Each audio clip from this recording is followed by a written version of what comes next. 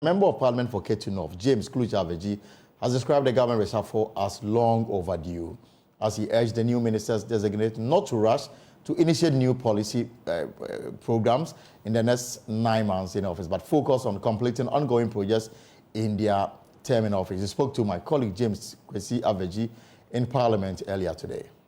We have been calling for a reshuffle of the ministers for a very long time now.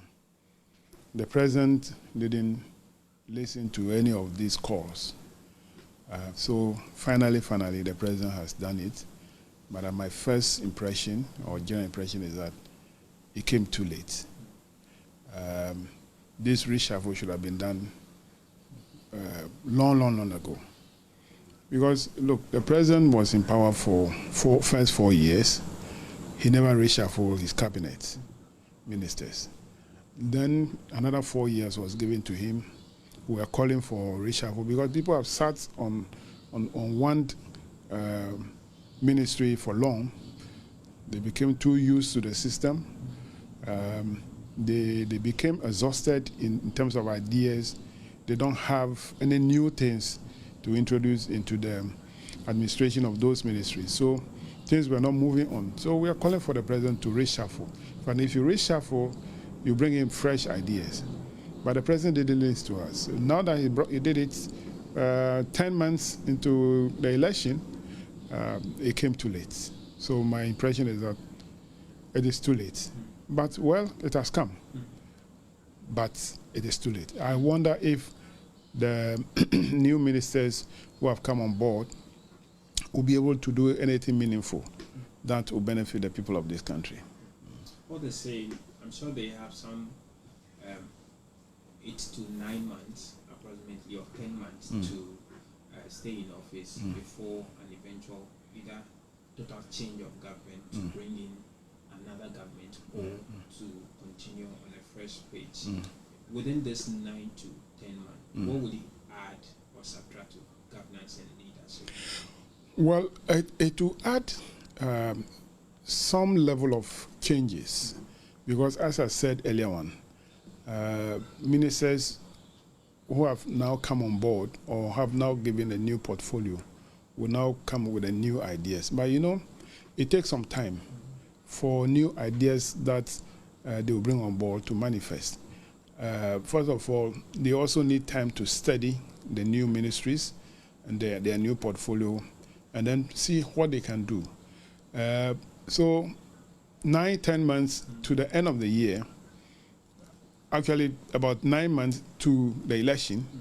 So they coming on board. By the time they settle and to study their ministries and see the challenges that the ministry will be getting into the election, and the campaign will become very hit, and so definitely they will not be able to even implement any policy. That is the way I see it. Maybe existing policy, they might continue to implement those policies, but to bring on board a new policy within this period, I doubt it. Some key ministries of concern have also been affected. For instance, the finance ministry, which has been at the center of a lot of controversies from COVID time, post-COVID. You members on the floor of Parliament have called for his removal, and all of that have initiated some processes into that. The health ministry have also seen some changes. Those key ministries, what do you expect the new ministers to pay attention to critically as we go into the election in this short period? I think I'll take it one by one. I'll take the finance ministry first. I think that if I were the new minister, what I would do is to review the tax system, all the taxes that this government has introduced, which definitely are burdens on the people of this country. I need to review the tax system, look at those that can be withdrawn or cancelled. That is what I would do. And then also look at how I can expand the tax collection, the few that will remain, how we can expand it. You know, taxes is such that if you continue to impose taxes to people who are already paying the tax, you are creating more burden for those people. But there are other people who also earn income, but they're not taxed. So if you're able to expand the base and then reduce the rates, people will feel comfortable to pay their tax. And once the base is big and the rate is low, you still achieve the revenue that you want.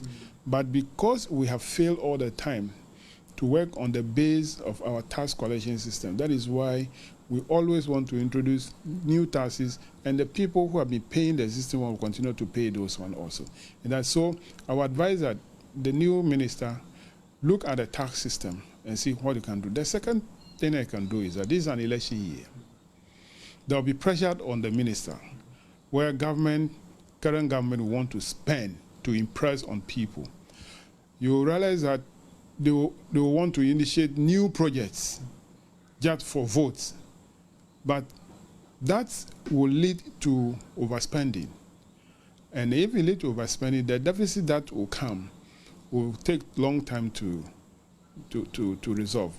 So it should also watch the expenditure. The key expenditures on emoluments will continue to run, but the expenditure on the capital expenditure, which we have budgeted for, they should limit the expenditure to the amount we have budgeted for. They shouldn't allow to go and initiate new projects, give contracts, especially for road. You see them running to go do this road so that the people will vote for them. That is one thing that we do. But as a minister, who, if the president directs him to do that, he will want to do. But he should be mindful that if that happens, it's going to create problem for the next government that will come to me. Whether they will continue as government, which I don't believe will happen, is that there will be a very big hole to fill. But if they think that, oh, let's do it, we are losing the election, let the next government, which is NDC, come and fill the gap. That is what, maybe that's what they'll be thinking. But I think that if the new government come to place, which definitely I wish and I hope Ghanaians will vote for NDC, come back, we will have to study and see how we can resolve those, to fill those gaps and then make life comfortable for Ghanaians.